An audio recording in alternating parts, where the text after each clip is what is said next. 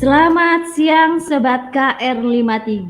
Nah, Sobat KR selamat, pagi ya di Kota Jombang dan selamat siang ya buat teman Ana yang ada di, jauh di sana ya, ada di Ambon.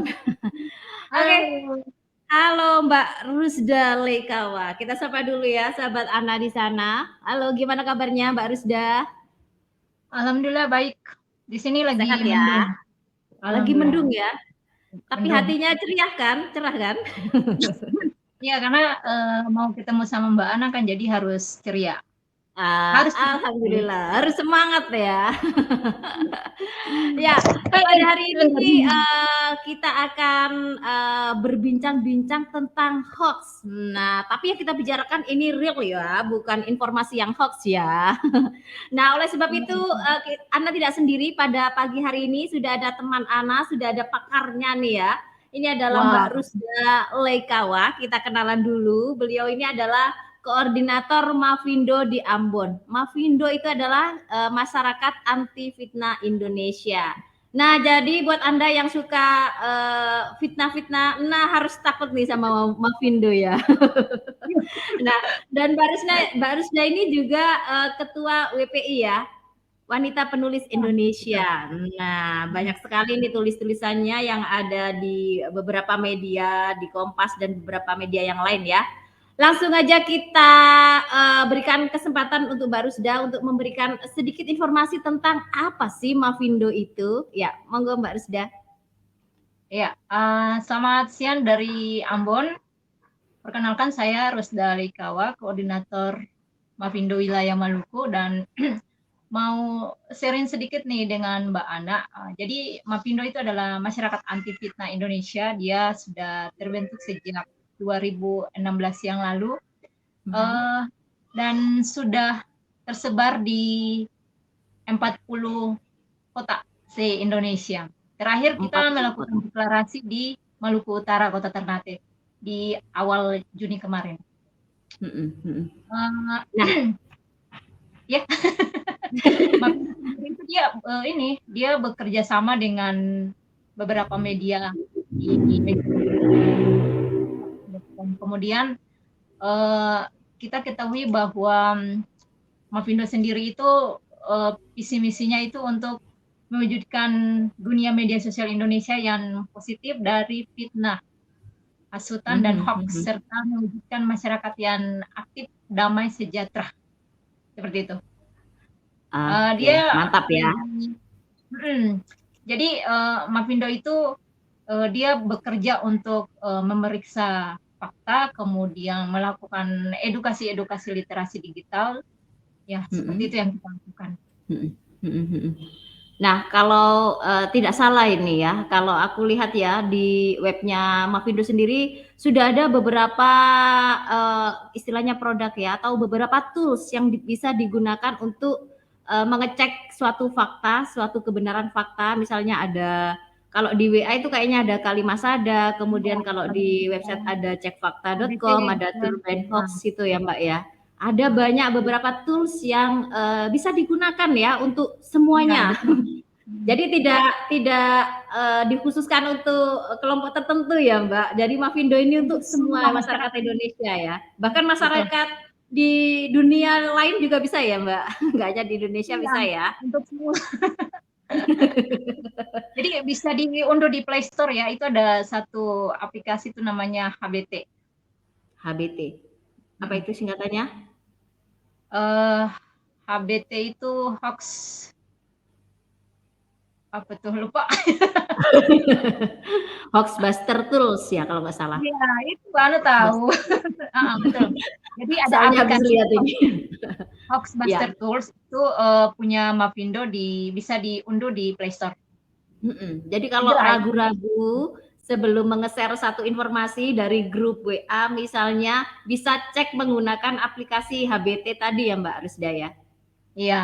Kalau di Ah, yang paling sederhana itu ya Kalimasada itu yang paling mudah karena bisa dikirim melalui nomor WhatsApp Kalimasada. nomornya nanti ya bisa dicek. Nanti kita ketikkan di kolom komen ya buat yang ingin tahu Iya. Kalimasada Nomornya atau itu bisa cek langsung nomor ya di website-nya websitenya Mavindo lengkap ini ya kayaknya Mbak ya. Ada www.mavindo.or.id. Bisa coba cek di sana.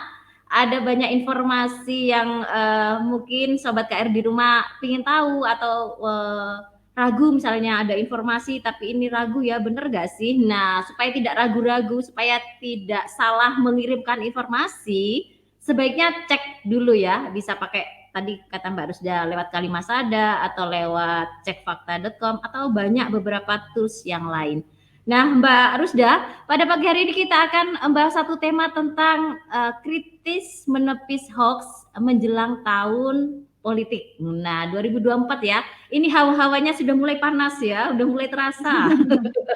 Iya, betul-betul. Nah, kalau Anda lihat dari data dari laporan pemetaan hoax dari Mavindo sendiri nih, kalau nyontek nih ya, berdasarkan tema politik itu sebenarnya juga menduduki peringkat tertinggi ya, sebanyak 31,1% ya. Itu tema politik itu cukup banyak informasi hoaxnya. Nah, informasi hoax itu informasi yang apa sih Mbak? Sebelum kita ke politiknya ya.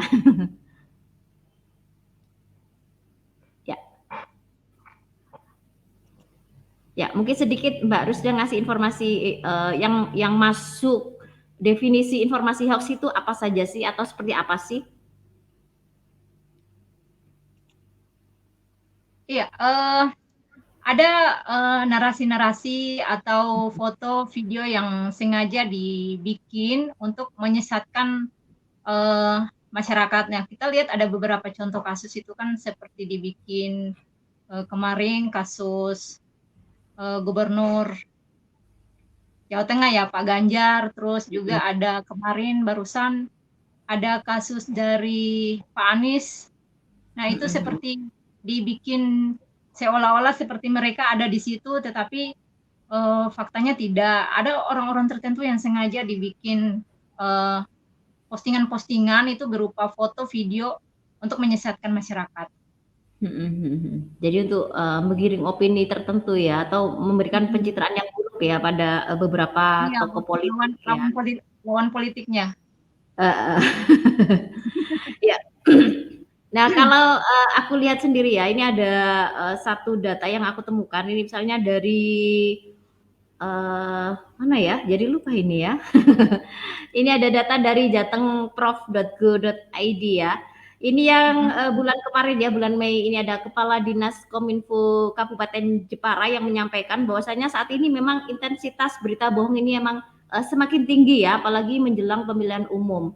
Nah, dikatakan ada yang paling parah nih ya, ada kegiatan sosial politik pilkada ini ada sebesar 91,8%, kemudian ancaman hoax yang berbau sara ini ada sekitar 87% dan tentang kesehatan ini ada 41%. Nah, menurut Mbak Rusda ya, bagaimana Anda menanggapi semakin maraknya ya berita-berita hoax yang beredar menjelang kedekatan dengan pemilihan umum tahun depan ini? Ya, bisa aja ya, karena memang saat ini kan kita lagi berada pada ini apa namanya perjalanan menuju tahun politik nih ya 2024. Jadi isu tentang hoax itu dia menjadi topik hangat atau lebih seksi untuk diperbincangkan oleh masyarakat. Apalagi kan orang yang suka bikin hoax ini kan suka memprovokasi masyarakat gitu. Jadi kalau menurut data Mavindo itu di trimester 2023 ini ya, 3 bulan pertama tahun 2023 itu kasus hoax yang paling banyak itu adalah kasus hoax politik. Dari 664 temuan hoax itu ada 233 temuan hoax. Jadi atau 30% dari temuan hoax itu. Dia meningkat dari tahun 2022. Jadi kalau tahun 2022 itu kalau nggak salah itu ada sekitar 32, ini baru 3 bulan pertama di tahun 2023 aja udah meningkat 35%. Seperti itu Mbak Ana. Iya, jadi memang ini ya peningkatannya cukup cepat, cukup drastis ya. Iya. Gerak tangan, gerak jempol ini lebih cepat kayaknya ya. Nggak hanya kalau di tahun 2021 itu mungkin hoax yang bertema kesehatan ya, karena memang kita lagi berada pada masa-masa COVID Pandemi kan. ya, pasti hoax Terus dia karena mulai pandemi ya. dia meningkat di tahun 2022, terus di Mhm. 2023 meningkat lagi gitu. Mhm Apalagi nih mhm. menjelang tahun 2024 ini akan semakin meningkat terus nih hoax. Tapi kita berharap masyarakat cerdas dalam menerima informasi sehingga tidak ada hoax-hoax politik gitu, tidak terpancing informasi. Mhm mhm. Masalahnya ya, masalahnya masih banyak ya sebagian di antara masyarakat kita yang, mungkin sebenarnya nggak suka nih Mbak, nggak suka terpancing, tapi, gimana ya, karena Gimana ya? sering kali ya bermunculan terus-menerus atau misalnya viralkan atau mungkin seolah-olah Mhm, berita itu benar-benar, apa namanya, nyata dan banyak sekali orang yang mengirim, akhirnya kebohongan itu seolah-olah menjadi kebenaran gitu kan. Nah, mhm. kira-kira, untuk menyikapi ya banyaknya kebohongan atau berita hoax atau informasi hoax yang beredar di media sosial ini, apa sih yang bisa dilakukan oleh masyarakat atau terutama kita yang memang, masih masih selama ini masih menganggap masih polos ya, masih belum tahu tuh kalau ada tuh yang namanya berita hoax. Jadi berita itu nggak seluruhnya benar, berita itu ada loh yang palsu, jadi nggak hanya perhiasan ya. Berita Iya pun iya ada iya. yang palsu. Nah, apa sih, Mhm. langkah-langkah atau tips dari Mbak Rusda yang bisa dilakukan oleh masyarakat untuk bisa mengantisipasi supaya tidak terjebak pada berita hoax dan nantinya juga jangan sampai ya menjadi penyebar hoax yang berikutnya. Ya, silakan Mbak Rusda. Iya. Jadi memang betul, semua informasi yang masuk ke handphone kita atau yang kita temui di media sosial, apakah itu di Facebook, di WhatsApp, ataupun media-media lainnya, itu memang tidak semuanya benar ya. Jadi untuk, tips untuk menghindari berita-berita hoax itu yang pertama, kita harus, melihat judul beritanya.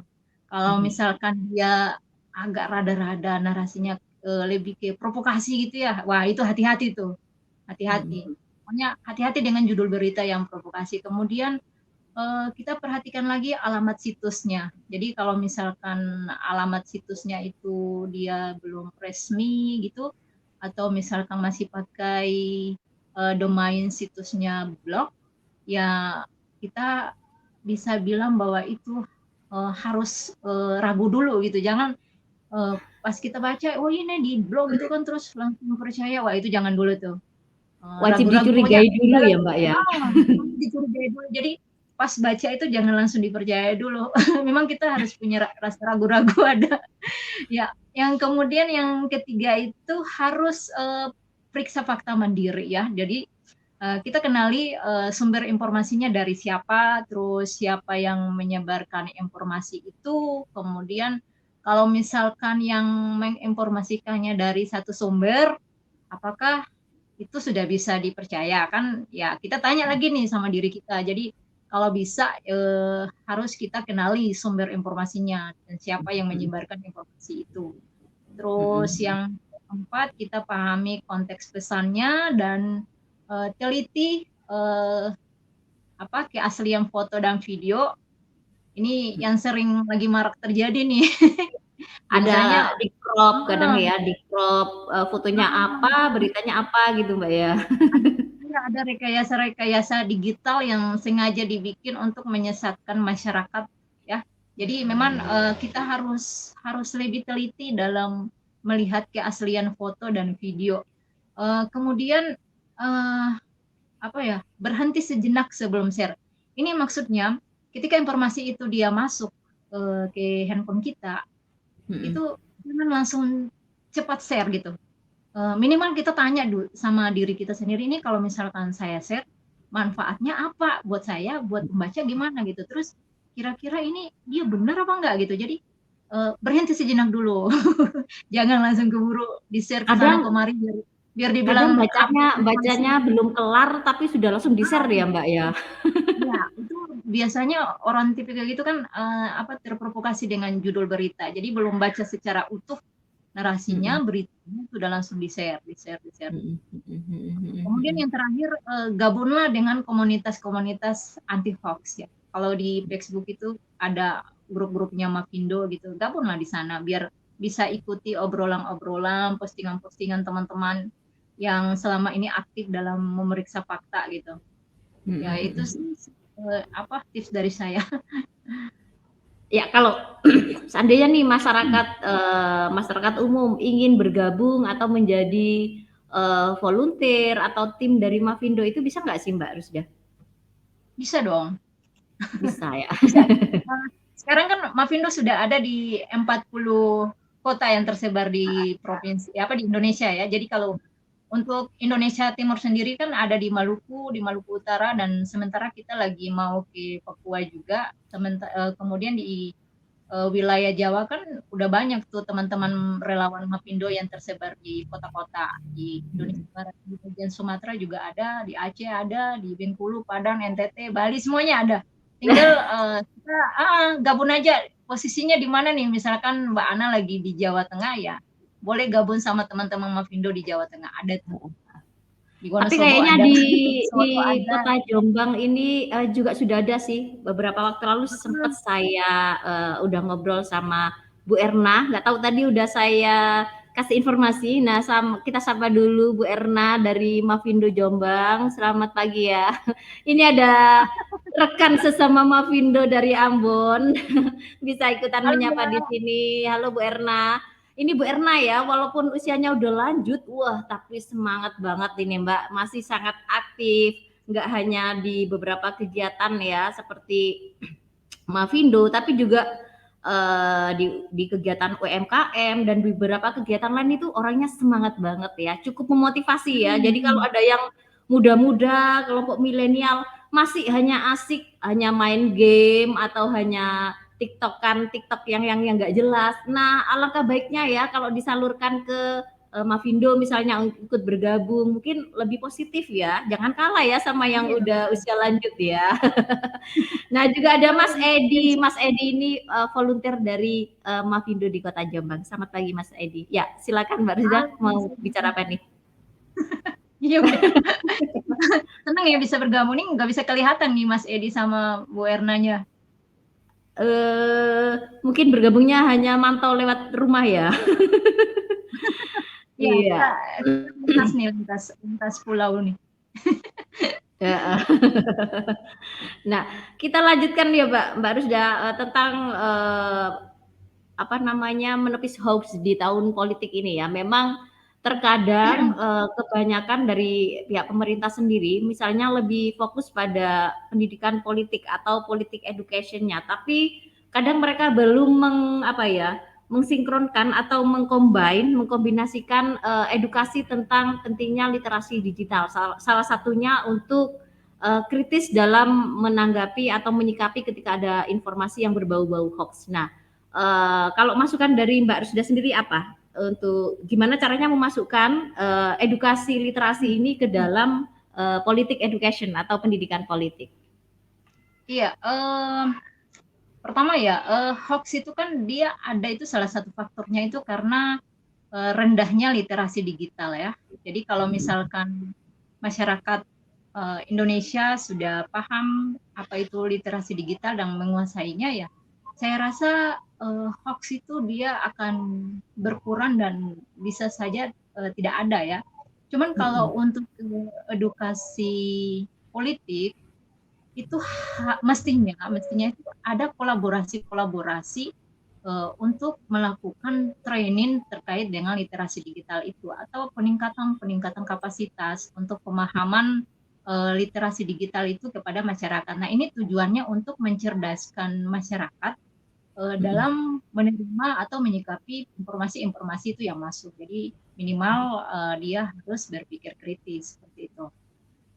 Selain literasi digital, saya pikir juga ada peningkatan kapasitas kepemimpinan, mungkin seperti itu. Kemudian kepekaan terhadap isu-isu sosial. Jadi ketika informasi itu ada, kita sudah bisa memetakan, oh iya ini informasi ini tidak benar nih, informasi ini jangan dilanjutkan gitu. Seperti itu Mbak Ana. Ya, memang mungkin sebaiknya pernah nggak sih ada kerjasama misalnya dari pihak Mavindo dengan KPU mungkin atau penyelenggara pemilu ya? Ada nggak, Mbak? Sudah sering ya, sudah sering. Itu sudah sering.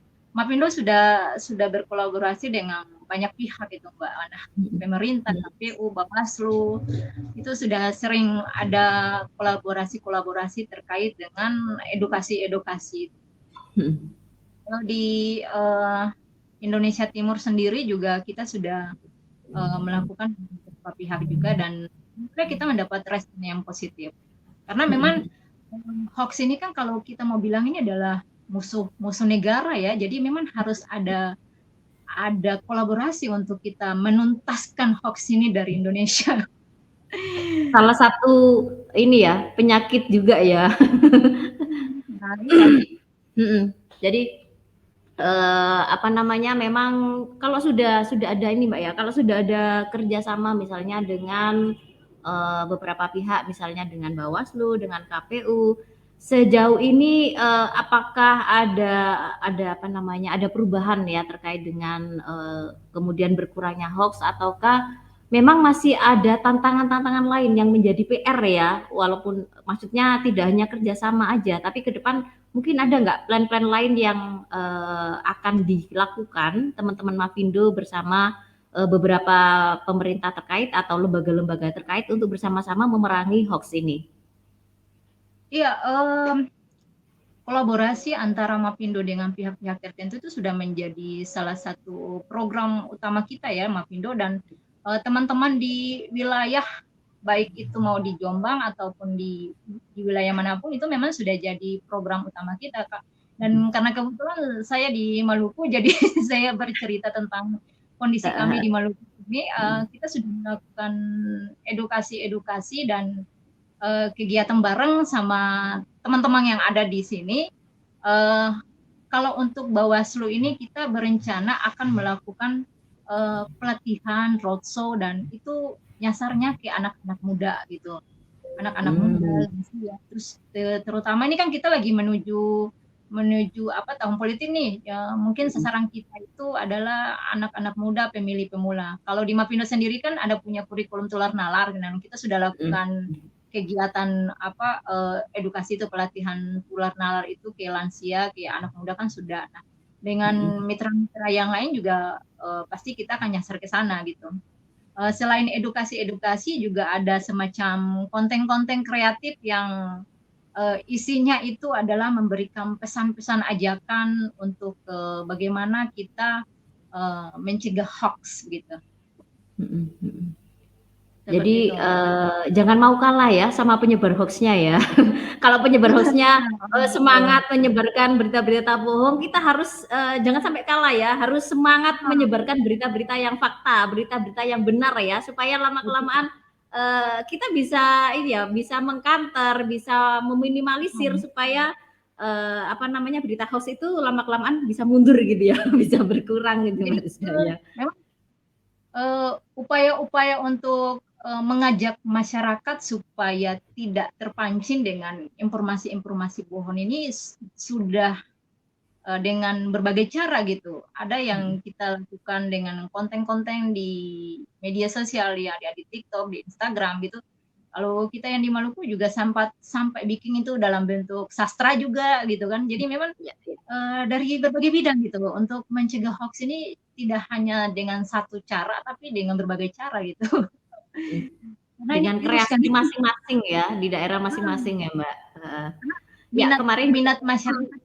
Minat masyarakat kan juga berbeda-beda ya, dalam menerima informasi kan minat masyarakat kan juga berbeda-beda. Jadi kita lihat, oh ini potensinya ini lebih menarik kayak gini nih. Gitu. Atau disesuaikan dengan segmennya ya. Mungkin kalau segmennya anak muda, mungkin formatnya bisa kayak edukasi lewat animasi mungkin ya, atau mungkin hal-hal misalnya lewat TikTok. Tapi kan misalnya untuk segmen yang usia-usia lanjut usia, mungkin formatnya bisa beda ya, nggak bisa disamaratakan gitu, Mbak ya. Tergantung targetnya. Nah, kita lanjut lagi ya tentang ini ya, di dunia politik ini ya, menjelang tahun politik ini kan memang ada banyak beredar black campaign ya, baik itu misalnya terkait dengan pencitraan buruk tokoh politik seseorang misalnya, ataupun apa namanya, politik pencitraan yang jelek ya. Misalnya tadi contohnya misalnya ada Anies, Pak Ganjar yang sudah merasakan menjadi korban ya. Nah, sebagai masyarakat yang nantinya akan memilih, sebaiknya bagaimana sih supaya kita tidak terjebak ya terhadap pencitraan-pencitraan itu ya, baik yang kemudian yang sebenarnya nggak positif dijadiin positif atau yang positif justru dinegatifkan. Nah, apa sih masukan dari Mbak Rusda untuk menyikapi hal itu? Iya, kampanye hitam ya. Mhm. Kalau saya sih lebih ngajak ke masyarakat untuk kita gunakan akal sehat ya. Tetap berpikir kritis dan tidak mudah terpancing informasi. Itu yang pertama itu. Kemudian yang kedua, kita cermati reputasi medianya. Jadi Mhm. jangan sampai ini media ini dia lari kemana nih? Dia lari ke si A, terus bikin berita tentang si B gitu kan, kita harus lihat seperti itu juga. Kemudian cermati penulisannya secara utuh gitu, kita harus pahami itu maksud dan tujuan penulisan ini seperti apa gitu. Jadi supaya kita Mhm. tidak mudah memberi kesimpulan bahwa ini oh ya ini kayak gini nih gitu. Mhm. Mhm. Terus apalagi ya sebelum mengambil kesimpulan mungkin kita bisa selidiki lagi dari informasi-informasi dari versi yang lain, misalkan versi dari lawan politiknya. Dan yang terakhir kita verifikasi informasi. Itu penting juga verifikasi informasinya. Itu Mhm. sih dari Mhm. Mbak Ana. Mhm. Jadi supaya Nah, kalau kita misalkan dan ya, nambah satu lagi itu kalau oke. misalkan ada informasi kayak gitu tuh jangan langsung mudah disebarkan gitu. Mhm. Jangan mudah langsung disebarkan. Mhm. Mhm. Jadi ini kan apa namanya mutunya teman-teman Mavindo atau siapa ya yang bilang saring sebelum sharing gitu ya. Iya, Jadi difilter itu dulu penting itu. sebelum disebarkan gitu ya Mbak ya. Nah, apa Gunakan namanya seringkali ya masyarakat awam terutama terjebak ya ketika ada kampanye hitam, profil-profil yang tidak sebenarnya ketika kemudian di waktu pemilihan misalnya kemudian dia keliru ya memahami profil calon pemimpinnya, akhirnya kan nanti pemimpin yang dipilih pun nanti juga keliru Mbak ya. Iya, Karena betul. profilnya hoax nanti hasilnya juga pastinya hoax juga. Jadi janji-janji palsu juga ya akhirnya. Iya, nih kasihan kan kita jadi korban selama 5 tahun dong kalau salah Iya, milih. jadi, hanya sekali coblos tapi dampaknya bisa sampai 5 tahun ke belakang ya. Iya betul. Heeh. Ya, ini mungkin yang terakhir ya sebelum nanti, Ana meminta Mbak Rusdan nanti ada di closing statement ada sedikit puisi. Mungkin yang terakhir pesan yang bisa disampaikan kepada, calon pemilih ya, apa sih yang ingin disampaikan supaya mereka lebih cerdas menyikapi apa namanya calon-calon pemilih ke depan dan supaya lebih cerdas menjadi pemilih di pemilu di tahun depan. Iya, kita lihat figurnya yang punya jejak rekamnya baik ya. Terus kita melihat rekam jejaknya dan pastikan dia punya kepentingan untuk banyak orang, untuk masyarakat. Kalau saya secara pribadi seperti itu. Udah itu Itu aja. yang pertama. Mhm. Yang kedua, kita lihat lagi lingkarannya, lingkarannya. Kan kadang-kadang orang yang kita pilih ini sudah baik, tapi di lingkarannya ini yang belum maksimal gitu, belum maksimal. Nah ini yang perlu kita pikir-pikir lagi gitu. Mhm. Mhm. Itu sih Mhm. biasanya Mbak. Kalau untuk memilih nanti sebentar. Mhm, jadi harus benar-benar memahami, rekam jejaknya ya dan itu sangat Iya, mudah saat ini ya bisa dicari di googling ya, Mbak, ya untuk mencari tahu orang ini seperti apa sih gitu ya rekam jejaknya. Nah jangan sampai tadi ya, jangan sampai salah pilih pemimpin yang bisa berakibat menyesal di 5 tahun ke depannya gitu ya. iya. Jadi Nah apa namanya? Jadi selain dengan informasi hoax yang perlu kita lihat tadi itu, mhm, yang perlu kita jaga juga itu adalah narasi-narasi ujaran kebencian. Nah, ini yang perlu kita waspadai. Narasi-narasi ujaran kebencian yang untuk memprovokasi orang, untuk menjatuhkan orang lain gitu, itu yang perlu kita hati-hati juga gitu, waspada. Dan juga ujaran-ujaran dalam apa ya, terkait dengan agama seringkali dijadikan alat, Mbak, ya, kalau kita lihat ya. Jadikan Iya, alat politik ya. kalau di luar negeri itu kan isunya kan kulit putih, kulit hitam gitu kan. Kalau di Indonesia Ini ya, kebanyakan lebih pas ya. agama. Iya, itu yang jadikan alat. Iya, jadi hati-hati aja gitu. Tetap waras gitu dalam mendapat informasi, itu harus mikir 1000 kali dulu gitu sebelum share gitu.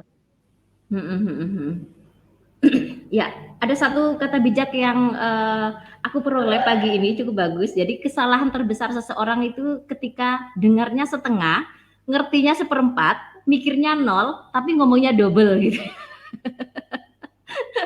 Nah, itu yang terkadang tanpa sadar kita melakukan itu ya, tapi enjoy aja gitu ya, tidak tahu kalau dampaknya orang yang menerima informasi kita itu bisa jadi sangat amat sangat merugikan gitu ya.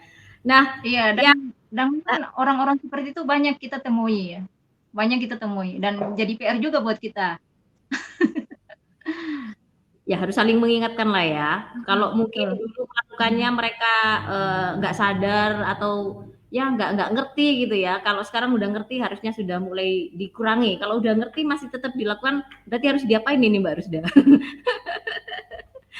Oh ya, kalau terkait undang-undang ada nggak hukuman buat orang yang secara sadar atau secara sengaja menyebarkan berita-berita bohong ini? Iya, itu ada di KUHP juga menjelaskan tentang itu, dan Undang-Undang IT itu tahun 2011. Jadi ada Intinya? ada denda 1 miliar juga itu. Jadi sebenarnya sudah ini juga ya, sudah diantisipasi oleh pemerintah buat mereka yang memang dengan sengaja menyebarluaskan berita hoax ini sudah ada hukumannya ya. Jadi alangkah baiknya kalau kita lebih cerdas, lebih apa ya, lebih menjaga diri, mawas diri untuk ya menjadi penyebar hoax. Oke Mbak Rusda, apakah ada satu buah puisi yang ingin disampaikan pagi hari ini? Iya, ini sepenggal dari banyaknya paragraf. Oke, silakan. Ya ini spesial juga nih buat Mbak Anan ya. Jadi mari jaga jari, jaga telinga, jaga mata. Jika mendapat pesan yang tidak jelas asal-usulnya, jangan ikut berbagi. Jika mendengar ujaran kebencian, jangan ditanggapi. Jika membaca narasi provokasi, jangan mudah emosi. Pastikan kebenarannya, pastikan wujud sumbernya, pastikan pula aroma bibir yang bertutur. Oke, mantap sekali ya pesannya lewat. Jadi pesannya nggak harus selalu ini ya, harus berkobar-kobar. Pesannya bisa lewat puisi, lewat kata-kata bijak seperti yang Mbak Rusda ini mungkin bisa masuk ke hati ya. Oke, Mbak Rusda, tak terasa ini ya sudah hampir 35 menit ya kita ngobrol terkait dengan hoax, bagaimana kita bisa kritis menepis hoax menjelang tahun politik. Semoga saja apa yang kita sampaikan ini paling nggak bisa menjadi referensi ya, bisa menjadi pengingat kita supaya kalau mau WA, oh kemarin aku lihat podcastnya Mbak Rusda nih, kayaknya nggak boleh langsung di-share, harus mikir dulu, diam dulu gitu ya. Paling nggak bisa menjadi warning gitu ya, harus dimulai dari diri sendiri dulu ya sebelum kita menyebarkan ke orang lain. Baik, terima kasih Mbak Rusda atas waktu dan juga sharing-sharingnya. Sampai jumpa lagi, dan kalau ada waktu ke Jombang silakan mampir ya, kita bisa ngobrol langsung di studionya KR53 di sini ya. Insya Allah, sip. Baik, salam buat teman-teman Ambon, Mafindo Ambon, terima kasih buat semuanya ya. Wassalamualaikum warahmatullahi wabarakatuh. Waalaikumsalam warahmatullahi wabarakatuh. Bye. Yeah.